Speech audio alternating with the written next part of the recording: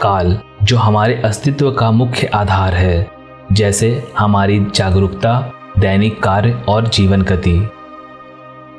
काल की सीमित प्रकृति के कारण हम जो कार्य करना चाहते हैं उसे करने के लिए काल समाप्त होने की चिंता की भावना पैदा होती है और उसके बीतने और उसके द्वारा लाए जाने वाले बदलावों के बारे में सोचना भी परेशान करने वाला होता है, जिनमें जन्म लेने से उम्र बढ़ने तक और अनेकों अज्ञात भविष्य के साथ मृत्यु भी शामिल है। तो आइए इस काल को वेदों के तर्क के आधार पर समझने की कोशिश करते हैं। दोस्तों, इस वीडियो के द्वारा हम जानेंगे कि काल क्या है और क्या आधुनिक भौतिक विज्ञान का ब्लैक होल भी काल का ही एक स्वरूप है। इसके साथ हम कालमान के कॉन्सेप्ट को भी समझेंगे। तो आइए विषय की शुरुआत करते हैं।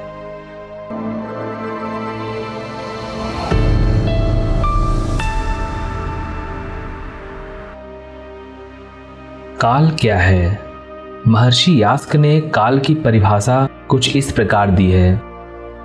काला कालयतेर्गति कर्मणः, यानी काल वह है जिसमें गति की क्रिया निरंतर होती है। अगर आसान भाषा में काल को समझें तो समय को हम काल कह सकते हैं, लेकिन समय काल का बहुत छोटा रूप है। काल दो प्रकार के होते हैं, कलनात्मक और अकलनात्मक। कलनात्मक यानी जिसकी गणना की जा सके और जिसे हम एक पहचान दे सकें। इस प्रकार के काल हमेशा परिवर्तनशील होते हैं। उदाहरण के लिए तिथि, दिवस, घंटा, मिनट इत्यादि। अकलनात्मक यानी जिसकी गति की गणना करना असंभव है, यह स्थिर काल है। इस काल को ही अकाल भी कहा जाता है। उदाहरण के लिए हम मृत्यु को इस काल श्रेणी में रख सकते हैं। आइए अब काल की व्याख्या को वेदों के संदर्भ में समझते हैं। शतपथ ब्राह्मण ग्रंथ में काल शब्द का प्रयोग समय व उचित समय के अर्थ में हुआ है। वहीं छांदोग्योपनिषद में काल अंत होने के अर्थ में और श्वेता श्वेतरोपनिषद में सृष्टि के मूल के अर्थ में किया गया है और मैत्रायणी उपनिषद में कहा गया है सूर्यो योनि कालस्य, यानी सूर्य को काल का रूप और काल का जनक माना गया है। वेदांगों में ज्योतिष को काल शास्त्र कहा गया है, क्योंकि प्राचीन काल से ज्योतिष का उपयोग काल निरूपण के लिए किया जाता है। इसलिए आचार्य लगध ने ज्योतिष को काल ज्ञानम प्रवक्ष्यामि कहकर ही वेदांग ज्योतिष की रचना की थी। क्या ब्लैक होल भी काल का ही एक स्वरूप है? काल यानी समय एक प्रकार की शक्ति के साथ साथ एक पिंडीय आकर्षण है और यह गुण ब्रह्मांड की सारे वस्तुओं में पाया जाता है। और आप जानते हैं कि संसार का प्रत्येक पिंड अन्य पिंड को एक बल से आकर्षित करते हैं, जिसे आधुनिक विज्ञान में गुरुत्वाकर्षण बल कहते हैं। इसका विस्तृत वर्णन Newton law of universal gravitation में बताया गया है। दोस्तों, और हमारे वेदों में भी कहा गया है कि जो कुछ भी हमारे इस शरीर में है वही इस ब्रह्मांड में है। यद पिंडे तद ब्रह्मांडे। और ब्लैक होल ब्रह्मांड में ऐसा स्थान है जहां मानव द्वारा रचित किसी भी प्रकार के भौतिक विज्ञान का नियम काम नहीं करता है। वहां बस एक घना अंधेरा है और एक प्रबल गुरुत्वाकर्षण है और इसका ग्रेविटेशनल फोर्स इतना पावरफुल है कि अगर इसमें कुछ भी चला जाएगा वह कभी बाहर नहीं आएगा। यहाँ तक कि इसमें प्रकाश भी काम नहीं आता, क्योंकि वह प्रकाश को भी अवशोषित कर लेता है। महर्षि हारित ने अपनी रचना हारित संहिता में काल को परिभाषित करते हुए कहा है कि काला सृजति भूतानि, काला संहरते प्रजा, काला सुप्तेषु जागृति, कालो ही दुरिति क्रमः। अर्थात काल भी सभी प्राणियों, सभी वस्तुओं को निगल जाता है और काल सबका विनाश कर देता है। सबके सो जाने पर भी काल जागृत रहता है तथा काल को कोई भी अपने बस में नहीं कर सकता। प्रसिद्ध वैज्ञानिक स्टीफन हॉकिंस ने भी अपनी पुस्तक थ्योरी ऑफ एवरीथिंग में कुछ ऐसा ही वर्णन किया है। समय की अवधारणा निश्चित नहीं है, लेकिन वह गुरुत्वाकर्षण से प्रभावित हो सकती है और जिससे ब्लैक होल जैसी घटनाएं हो सकती हैं।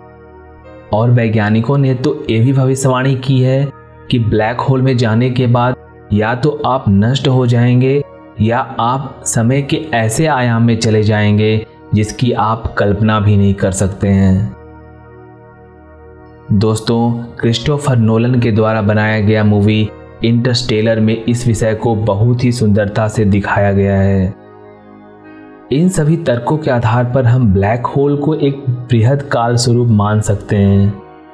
आइए अब कालमान को समझते हैं, जो कि वैदिक ज्योतिष के मूल को समझने के लिए जरूरी है।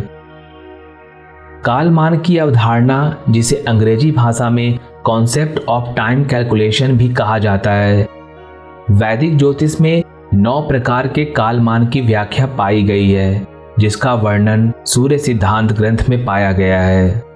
जानकारी के लिए बता दें कि सूर्य सिद्धांत, जो खगोल शास्त्र, भूगोल शास्त्र और ज्योतिष शास्त्र का मूल ग्रंथ है और इसे स्वयं सूर्य देव और मयासुर के बीच हुए संवाद के द्वारा प्रतिपादित माना जाता है। इसका कोई प्रत्यक्ष लेखक नहीं है और इस सिद्धांत को वेदों के समकालीन ही माना गया है। इस सूर्य सिद्धांत के 14वें अध्याय के पहले श्लोक में ही नवविध कालमान का प्रमाण मिलता है। ब्राह्म दिव्यम तथा पितृम प्राजापत्यम गुरु तथा सौरम च सावनम चांद्र आर्चम मनानी वैनव। इसके अनुसार 9 कालमान इस प्रकार हैं। ब्राह्ममान, जो ब्रह्म से संबंधित कालमान है। दिव्यमान, देवताओं से संबंधित कालमान। पैतृमान, पितृ से संबंधित कालमान। प्राजापत्यमान, प्रजापति से संबंधित काल। गौरवमान, बृहस्पति से संबंधित कालमान। सौरमान, सूर्य से संबंधित काल। सावनमान, पृथ्वी से संबंधित काल। चांद्रमान, चंद्रमा से संबंधित काल। और नक्षत्रमान, जो नक्षत्र से संबंधित कालमान है।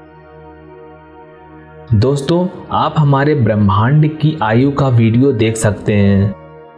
इसमें आप जानेंगे कि किस प्रकार इन कालमान का उपयोग करके हम ब्रह्मांड की आयु निकाल सकते हैं। लिंक आपको डिस्क्रिप्शन बॉक्स में भी मिल जाएगा।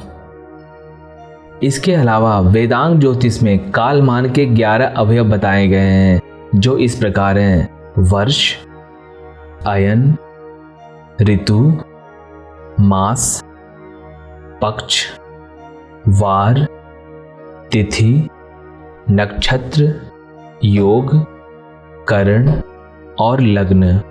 अगले वीडियो से हम इस 11 एलिमेंट्स ऑफ काल पर डिटेल्ड सीरीज लेकर आ रहे हैं, जिससे आपको समय के काल चक्र को समझने में मदद मिलेगी।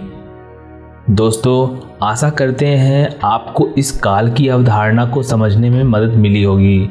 जय महाकाल। वीडियो को देखने के लिए धन्यवाद। अगर आज आपने कुछ ज्ञान अर्जित किया हो तो इसे लाइक करें, शेयर करें और वैदिक मोशन को सब्सक्राइब करें और अपना फीडबैक कमेंट बॉक्स में जरूर दें। आभारम, नमस्कारम।